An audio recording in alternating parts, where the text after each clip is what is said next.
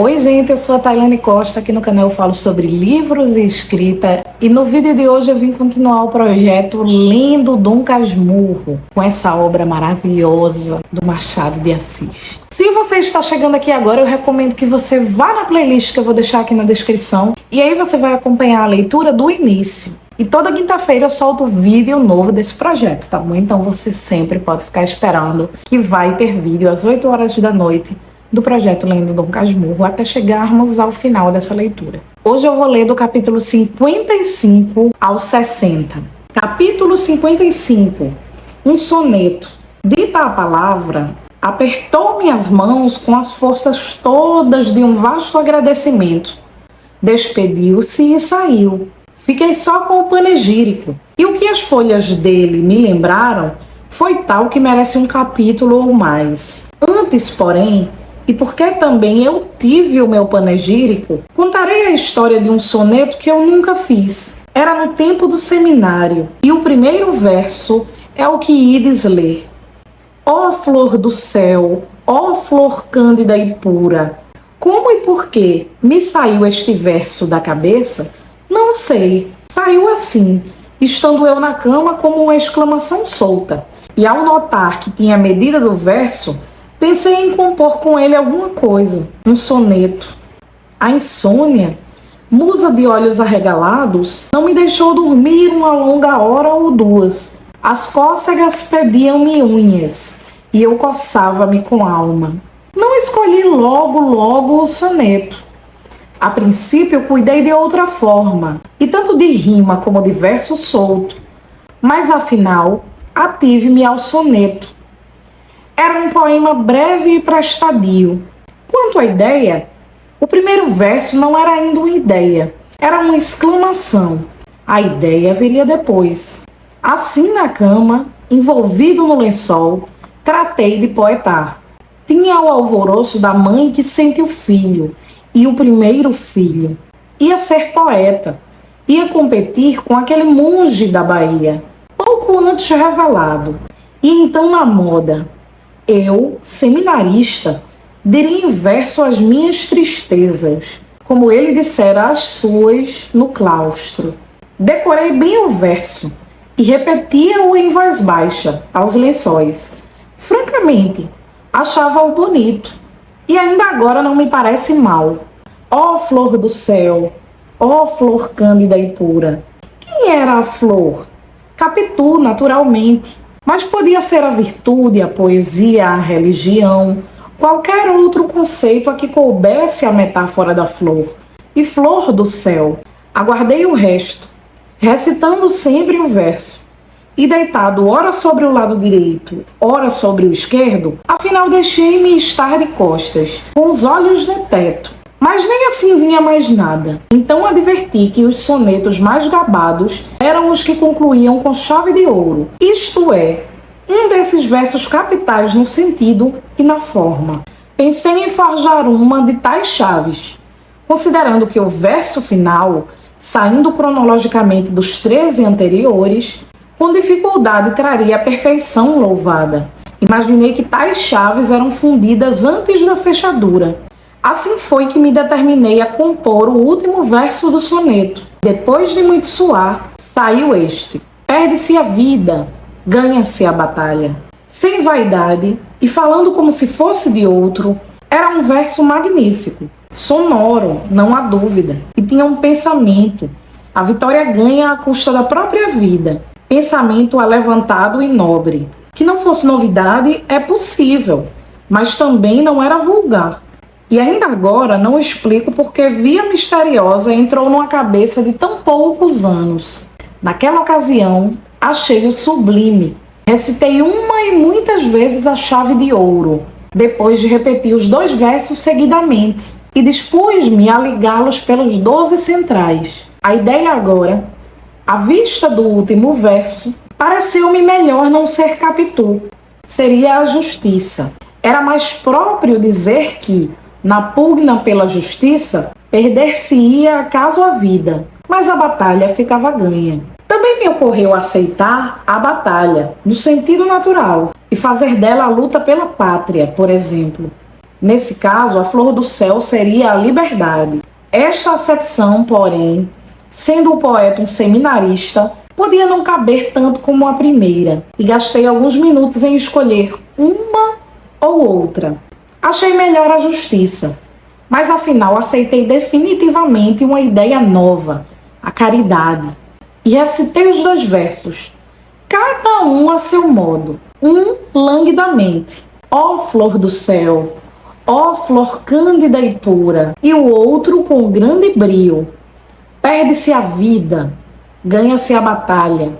A sensação que tive é que ia sair um soneto perfeito. Começar bem e acabar bem não era pouco. Para me dar um banho de inspiração, evoquei alguns sonetos célebres. Notei que os mais deles eram facílimos.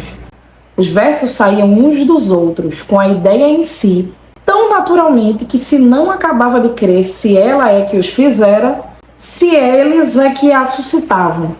Então tornava ao meu soneto, e novamente repetia o primeiro verso e esperava o segundo. O segundo não vinha, nem terceiro, nem quarto.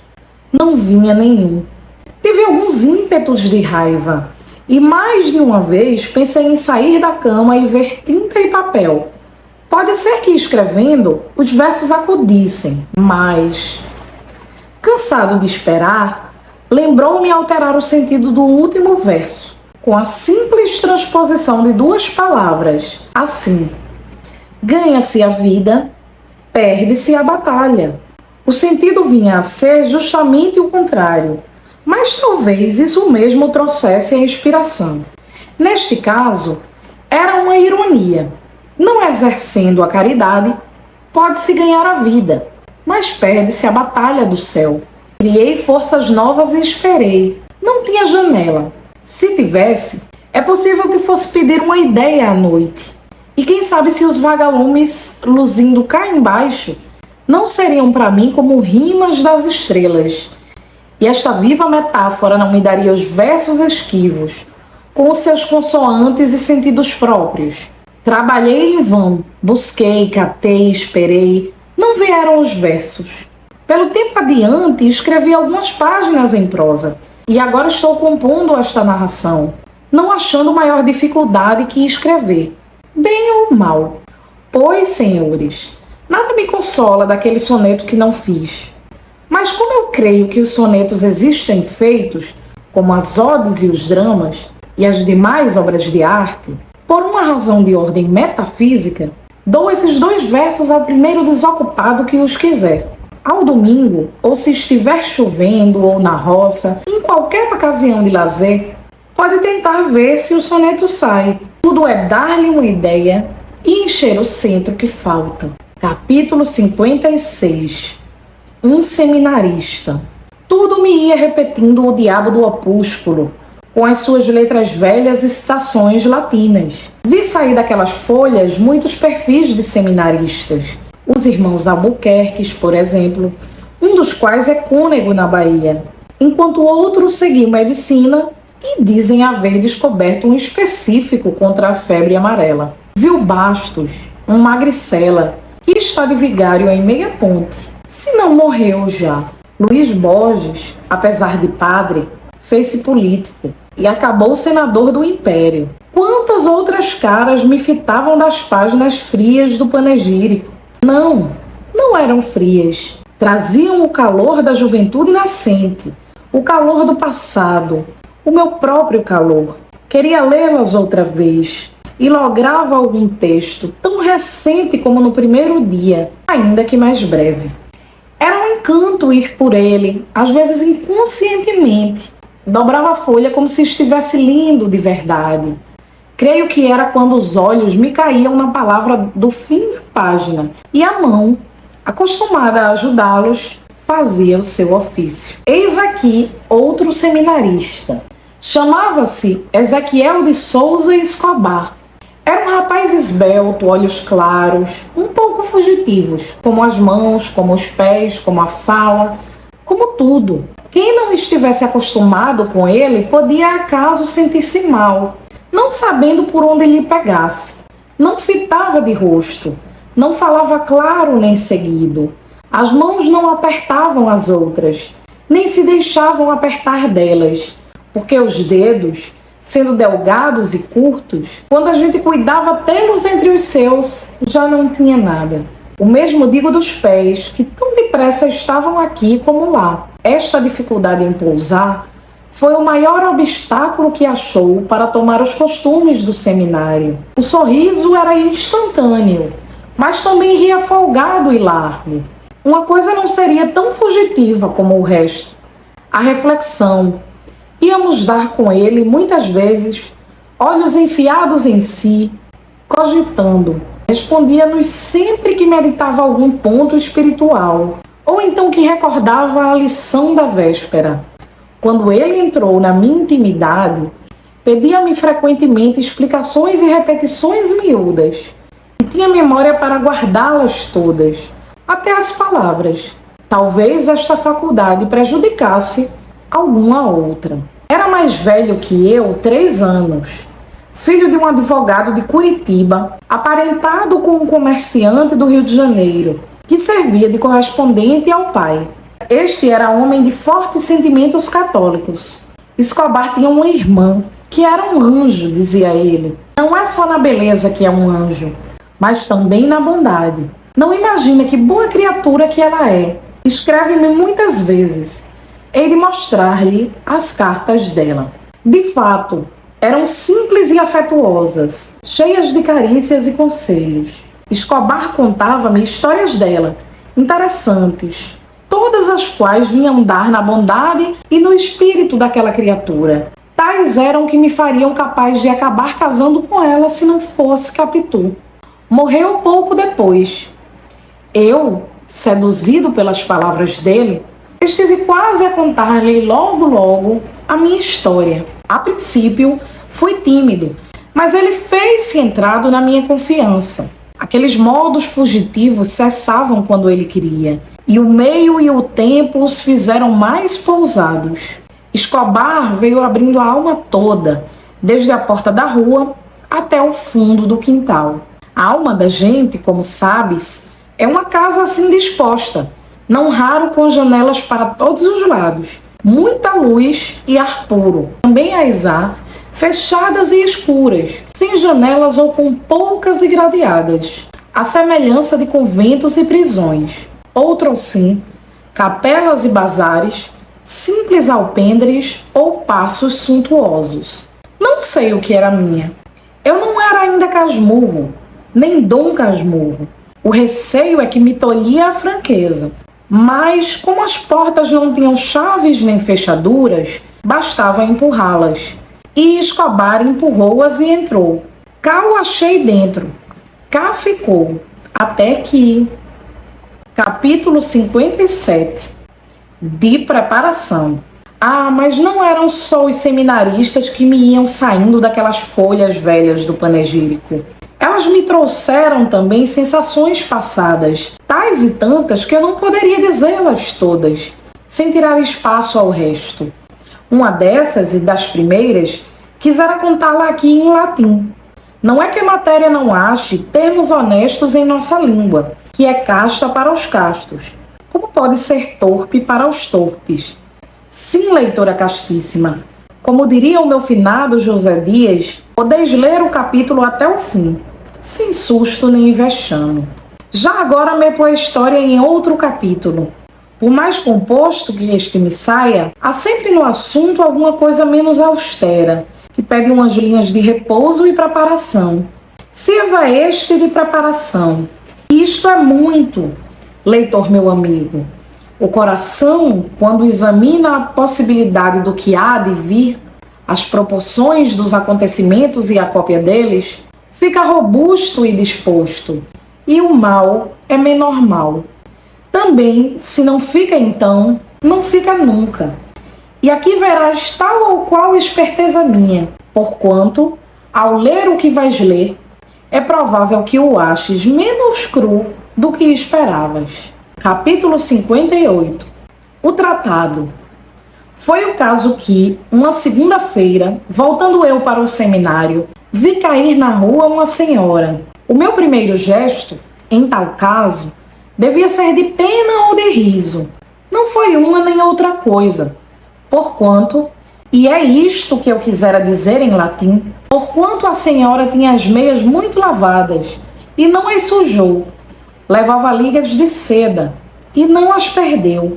Várias pessoas acudiram, mas não tiveram tempo de a levantar. Ela ergueu-se muito vexada, sacudiu-se, agradeceu e enfiou pela rua próxima. Este gosto de imitar as francesas da Rua do Ouvidor, dizia-me José Dias, andando e comentando a queda, é evidentemente um erro. As nossas moças devem andar como sempre andaram, com seu vagar e paciência, e não este tique-tique afrancesado. Eu mal podia ouvi-lo. As meias e as ligas da senhora branqueavam e enroscavam-se diante de mim, e andavam, caíam, erguiam-se e iam-se embora. Quando chegamos à esquina, olhei para outra rua e vi, à distância, a nossa desastrada, que ia no mesmo passo, tique-tique, tique-tique. Parece que não se machucou, disse eu, tanto melhor para ela, mas é impossível que não tenha arranhado os joelhos. Aquela presteza é manha. Creio que foi manha que ele disse. Eu fiquei nos joelhos, arranhados. Dali em diante, até o seminário, não vi mulher na rua a quem não desejasse uma queda. A algumas adivinhei que traziam as meias esticadas e as ligas justas. Tal haveria que nem levasse meias. Mas eu as via com elas. Ou então, também é possível. Vou esgarçando isto com reticências para dar uma ideia das minhas ideias, que eram assim difusas e confusas. Com certeza não dou nada.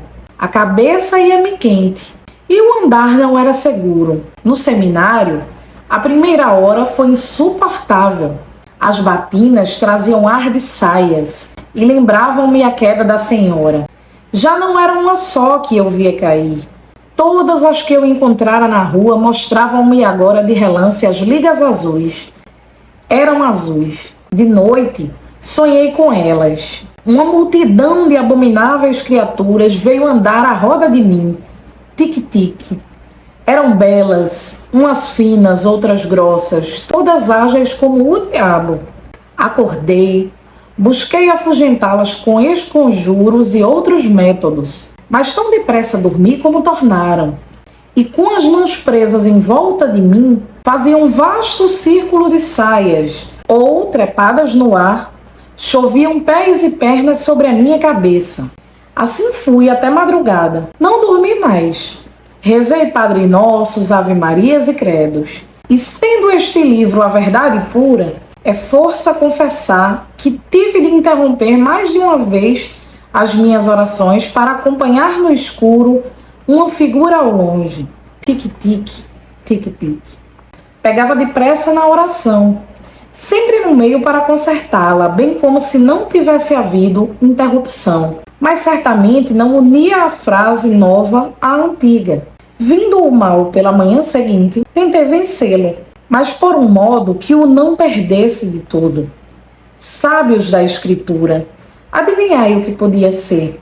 Foi isto. Não podendo rejeitar de mim aqueles quadros, recorri a um tratado entre a minha consciência e a minha imaginação. As visões feminis seriam de hora avante consideradas como simples encarnações dos vícios, e por isso mesmo contempláveis como o melhor modo de temperar o caráter e aguerri-lo para os combates ásperos da vida. Não formulei isto por palavras. Nem foi preciso. O contrato fez-se tacitamente, com alguma repugnância, mas fez-se. E por alguns dias, era eu mesmo que evocava as visões para fortalecer-me, e não as rejeitava, senão quando elas mesmas, de cansadas, se iam embora. Capítulo 59. Convivas de boa memória. Há dessas reminiscências que não descansam antes que a pena ou a língua as publique. Um antigo dizia a renegar de conviva que tem boa memória. A vida é cheia de tais convivas, e eu sou acaso um deles, conquanto a prova de ter a memória fraca seja exatamente não me acudir agora ao nome de tal antigo, mas era um antigo, e basta. Não, a minha memória não é boa. Ao contrário, é comparável a alguém que tivesse vivido por hospedarias, sem guardar delas nem caras nem nomes, e somente raras circunstâncias.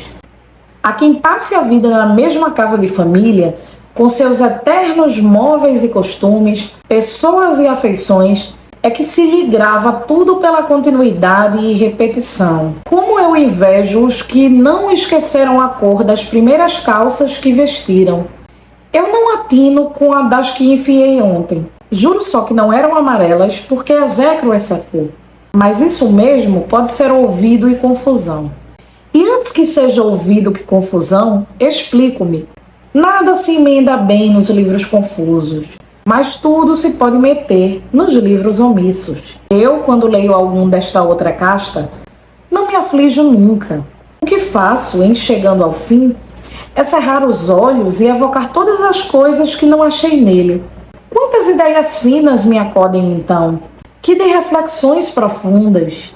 Os rios, as montanhas, as igrejas que não vi nas folhas lidas, todos me aparecem agora com suas águas, as suas árvores, os seus altares, e os generais sacam das espadas que tinham ficado na bainha, e os clarins soltam as notas que dormiam no metal. E tudo marcha com uma alma imprevista. É que tudo se acha fora de um livro falho, leitor amigo. Assim preencho as lacunas alheias. Assim podes também preencher as minhas. Capítulo 60. Querido opúsculo. Assim fiz eu ao panegírico de Santa Mônica, e fiz mais. Pus-lhe não só o que faltava da santa, mas ainda coisas que não eram dela. Viste o soneto, as meias, as ligas, o seminarista Escobar e vários outros. Vais agora ver o mais que naquele dia me foi saindo das páginas amarelas do opúsculo. Querido opúsculo, tu não prestavas para nada, mas para que mais presta um velo par de chinelas? Entretanto, há muitas vezes no casal de chinelas, um com o aroma e calor de 2 pés, gastas e rotas, não deixam de lembrar que uma pessoa as calçava de manhã, ao erguer da cama, ou as descalçava à noite, ao entrar nela. E se a comparação não vale, porque as chinelas são ainda uma parte da pessoa e tiveram o contato dos pés, aqui estão outras lembranças, como a pedra da rua, a porta da casa, um assobio particular, um pregão de quitanda, como aquele das cocadas que contei no capítulo 18. Justamente, quando contei o pregão das cocadas, fiquei tão curtido de saudades que me lembrou fazê-lo escrever por um amigo, mestre de música, e grudá-lo às pernas do capítulo. Se depois já retei o capítulo, foi porque outro músico, a quem eu mostrei, me confessou ingenuamente não achar no trecho escrito nada que lhe acordasse saudades. Para que não aconteça o mesmo aos outros profissionais que porventura me lerem, melhor é poupar ao editor do livro o trabalho e a despesa da gravura. Vês que não pus nada, nem ponho. Já agora creio que não basta que os pregões de rua, como os opúsculos de seminário, encerrem casos, pessoas e sensações. É preciso que a gente os tenha conhecido e padecido no tempo, sem o que tudo é calado e incolor. Mas vamos ao mais que me foi saindo das páginas amarelas. Eu espero que vocês estejam gostando dessa história. Na quinta-feira da próxima semana, trarei a continuação dela. Não deixe de curtir esse vídeo, de se inscrever no canal, de compartilhar para um amigo seu. Tchau, um beijo enorme e até o próximo vídeo.